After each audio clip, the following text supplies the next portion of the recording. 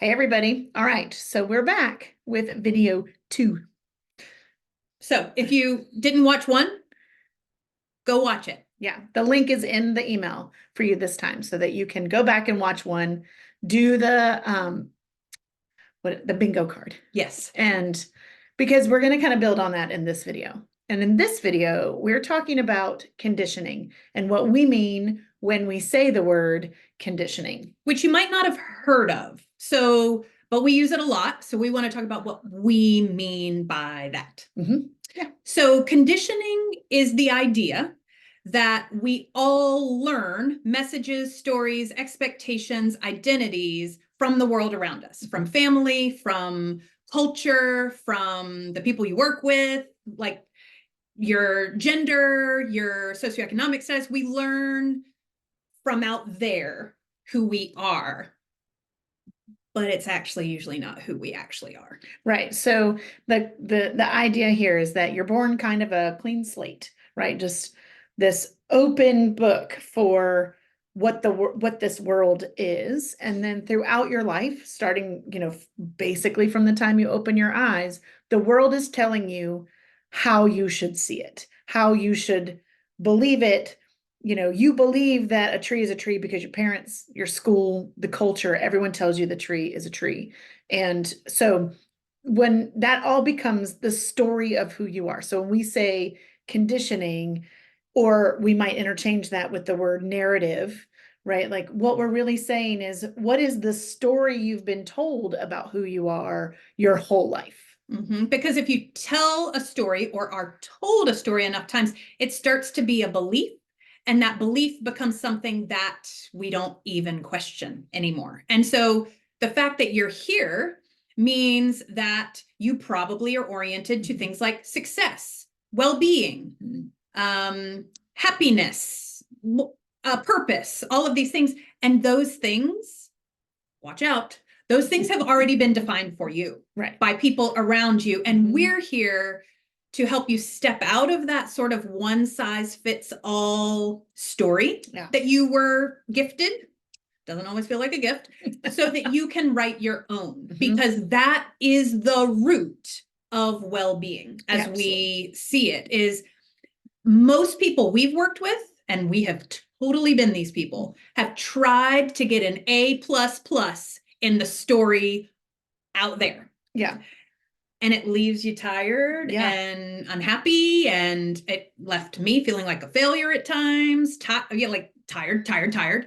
Right. So it's draining to live someone else's story, right? We are literally here on purpose to live our mission in this world, what we're here to do.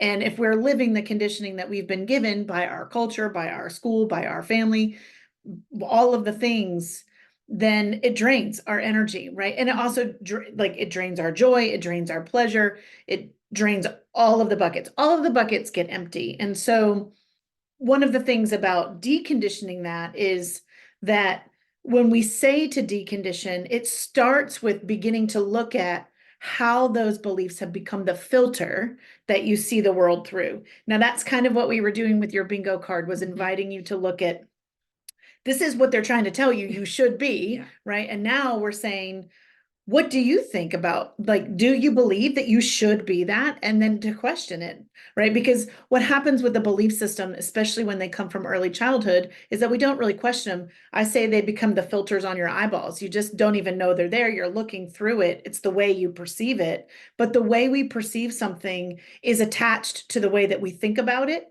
The way that we think about it is attached to the way that we feel about it in the body, right? So deconditioning is beginning, the first step of that is beginning to say, what do I tell myself? What is that filter? Can I look at myself differently so that I can see what my filters are? Yeah. And one of the things that I think both of us have found in working specifically with women is, biologically, we are built to make sure these tiny, fragile versions of humans don't die. Right. Like we are very oriented to others. We are very oriented to the needs outside of ourselves, which unfortunately has the impact, when we do that chronically, of being increasingly disconnected from what we actually want and what we actually need. And so a part of this, last week or last email was about seeing what's out there. And then this week is really about what is going on in here. And can I hear that quiet voice of authentic desire? Yeah. And it's like CrossFit for the soul. It's actually hard. Yeah.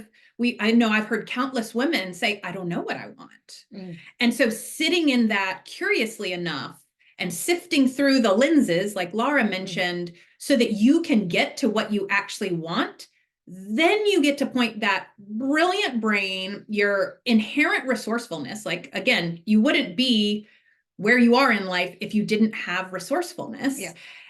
To point that towards your own well-being. Because when you redirect that, we see magical things happen. You're going to have to disappoint some people along the way, but we'll get there. We'll get there. It's okay. Don't be afraid.